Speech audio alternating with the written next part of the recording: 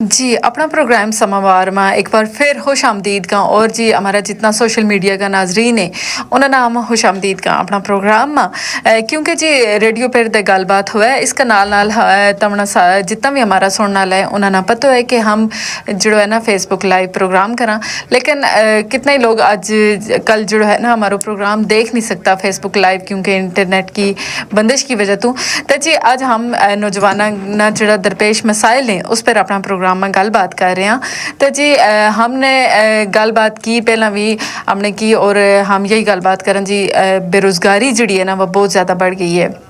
इस टाइम सब तो जो बड़ो चैलेंज है हमारा जवाना ना जो सब तो बड़ो चैलेंज दरपेश है वो है जी बेरोज़गारी और बेरोज़गारी होने के नाल जी महंगाई है ना वो बहुत ज़्यादा बढ़ गई है तो जी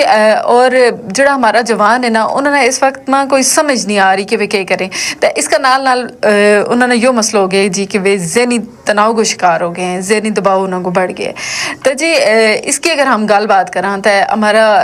अगर हम मज़ीद अगर इस पर गल बात करें जी तो तमना पता है कि हमारे तालीमी निज़ाम की हम ही कुछ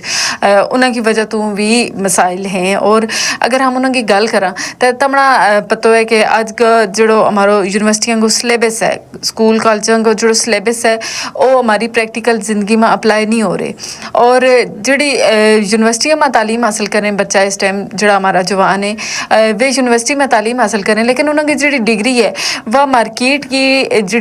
डिमांड है उसके मुताबिक नहीं है तो जी उन्होंने उस तालीम हासिल करने को मतलब मकसद कुछ भी नहीं रहो तो वे जी तालीम हासिल करें ना उसको मकसद उन्होंने सिर्फ यो बढ़ा ली हुए जी कि हम किसी तरह जो है ना मर्जी के डिग्री हासिल करा